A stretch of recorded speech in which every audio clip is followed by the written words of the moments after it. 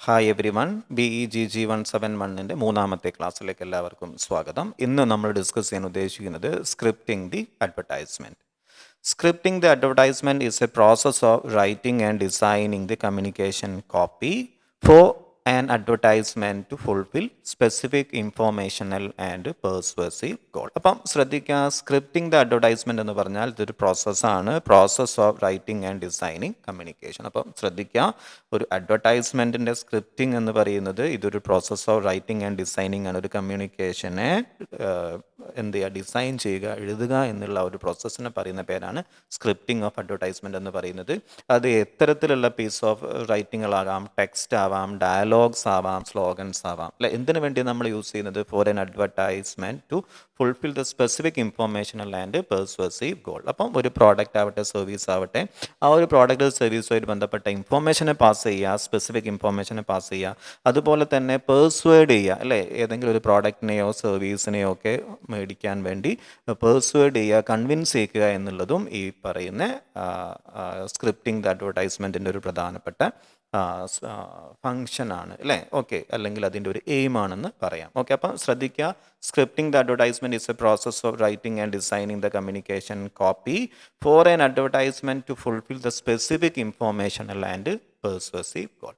പിന്നെ ഈ ഒരു സ്ക്രിപ്റ്റിംഗ് ദ റൈറ്റിങ്ങിൽ 3 കാര്യങ്ങളാണ് നമ്മൾ ഇമ്പോർട്ടൻസ് കൊടുക്കേണ്ടത്. First one, we have to consider the target audience. രണ്ടാമത്തത്, we have to have a creative strategy, അല്ല ഒരു ക്രിയേറ്റീവായിട്ടുള്ള സ്ട്രാറ്റജി ഉണ്ടായിരിക്കണം. അതുപോലെ തന്നെ മൂന്നാമത്തെ പ്രധാനപ്പെട്ട കാര്യമാണ് we have to execute the strategies, അല്ലേ. ഏത് സ്ട്രാറ്റജീസ് ആണോ യൂസ് ചെയ്യുന്നത്, ആ സ്ട്രാറ്റജീസ് നമുക്ക് എക്സിക്യൂട്ട് ചെയ്യാനും സാധിക്കണം. ഇങ്ങനെ 3 കാര്യങ്ങളാണ് സ്ക്രിപ്റ്റിംഗ് ദ അഡ്വർടൈസ്മെൻറ്റിനെ സംബന്ധിച്ചിടത്തോളം പ്രധാനമായിട്ട് നമ്മൾ കൺസിഡർ ചെയ്യേണ്ടത്.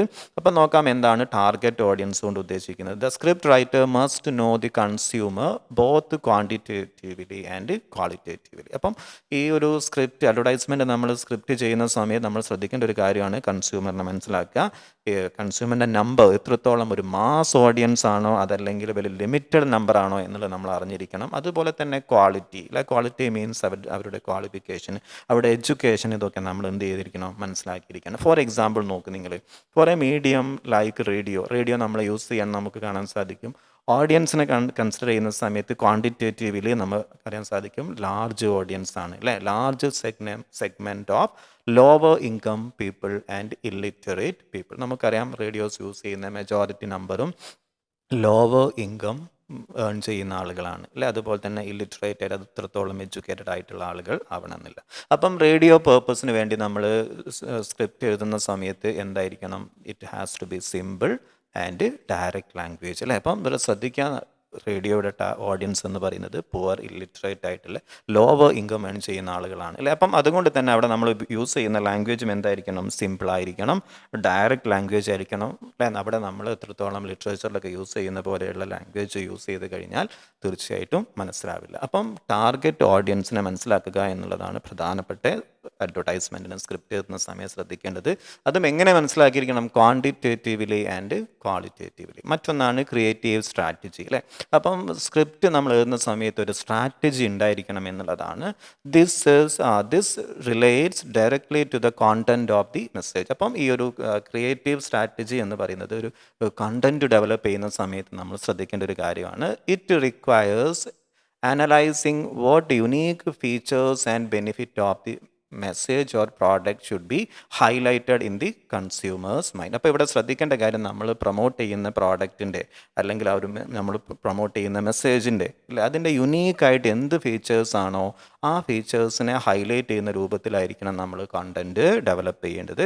ആ ഡെവലപ്പ് ചെയ്തെടുക്കുക കണ്ടൻറ്റ് എന്ത് ചെയ്തിരിക്കണം? ഈ പറയുന്ന ഓഡിയൻസിനെ മൈൻഡിൽ ഹൈലൈറ്റ് ചെയ്യുന്ന രൂപത്തിൽ, ഇമ്പാക്റ്റ് ചെയ്യുന്ന രൂപത്തിലായിരിക്കണം. അപ്പം ശ്രദ്ധിക്കുക, സ്ക്രിപ്റ്റിംഗ് അഡ്വർടൈസ്മെൻറ്റ് സ്ക്രിപ്റ്റ് ചെയ്യുന്ന സമയത്ത് ഒരു ക്രിയേറ്റീവ് സ്ട്രാറ്റജി ഉണ്ടായിരിക്കണം. Creative strategy should be developed based on the കണ്ടൻറ്റിനെ ബേസ് ചെയ്തുകൊണ്ടായിരിക്കണം വരുന്നത്. ആ കണ്ടൻറ്റ് ഡെവലപ്പ് ചെയ്യേണ്ടത് നമ്മൾ പ്രൊമോട്ട് ചെയ്യുന്ന പ്രോഡക്റ്റിൻ്റെ യുണീക്കായിട്ടുള്ള ഫീച്ചേഴ്സിനെ ഹൈലൈറ്റ് ചെയ്യുന്ന രൂപത്തിലായിരിക്കണം ഡെവലപ്പ് ചെയ്യേണ്ടത്. ആ സമയത്ത് നമുക്ക് നമ്മുടെ കൺസ്യൂമേഴ്സിനെ ഇമ്പാക്റ്റ് ചെയ്യാൻ സാധിക്കും. മറ്റൊന്നാണ് key execution of strategies. Strategy ഉണ്ടായാൽ മാത്രം പോരാ, ആ സ്ട്രാറ്റജി മാർക്കറ്റിൽ വർക്ക് ചെയ്യുന്ന രൂപത്തിൽ അത് എക്സിക്യൂട്ട് ചെയ്യണം. For example, scripting can utilise appeal strategies, അല്ലേ. ഒരു സ്ട്രാറ്റജി അപ്പീൽ ചെയ്യുക മീൻസ് ആളുകളുടെ അറ്റൻഷനെ അറസ്റ്റ് ചെയ്യണം, അല്ല ഇമോഷണലി ആളുകളെ ഹുക്ക് ചെയ്യണം. നമ്മളൊരു പ്രോഡക്റ്റിന് വേണ്ടി നമ്മൾ സ്ക്രിപ്റ്റ് തയ്യാറാക്കുന്ന സമയത്ത് അത് നമ്മൾ സ്ട്രാറ്റജി യൂസ് ചെയ്ത് കഴിഞ്ഞാൽ, ആക്യുറേറ്റ് ആയിട്ടുള്ള സ്ട്രാറ്റജി യൂസ് ചെയ്ത് കഴിഞ്ഞാൽ അത് ആളുകളുടെ അറ്റൻഷനെ എന്ത് ചെയ്യണം, അറസ്റ്റ് ചെയ്യണം. ഇമോഷണലി ആളുകൾ എന്ത് ചെയ്യണം, ഈ ഒരു പ്രോഡക്റ്റ് വാങ്ങാൻ വേണ്ടി അവരുടെ ഭാഗത്തു നിന്നും ഒരു ആക്ഷൻ ഉണ്ടായിരിക്കണം, അല്ലേ? മറ്റൊന്നാണ് എൻഹാൻസിങ് അറ്റൻഷൻ ആൻഡ് ലൈക്കിങ്. അതുപോലെ തന്നെ നമ്മൾ യൂസ് ചെയ്യുന്ന ആ ഒരു സ്ട്രാറ്റജി ആളുകളുടെ അറ്റൻഷൻ എന്ത് ചെയ്യണം, നമ്മളെ പ്രോഡക്റ്റിലേക്ക് എത്തിക്കണം. അതുമാത്രമല്ല അവർ ഇഷ്ടപ്പെടുന്ന രൂപത്തിൽ ഈ ഒരു പ്രോഡക്റ്റിലേക്ക് ആളുകൾ അട്രാക്ട് ചെയ്യാനും സാധിക്കണം. അപ്പോൾ ഇത്രയാണ് നമ്മൾ ഈ ഒരു സീരീസിൽ BEGG171 ഈ ഒരു ടൈമിൽ നമ്മൾ ഡിസ്കസ് ചെയ്യാൻ ഉദ്ദേശിച്ചിട്ടുണ്ടായിരുന്നത്. Anyway now let me stop here. Have a nice day.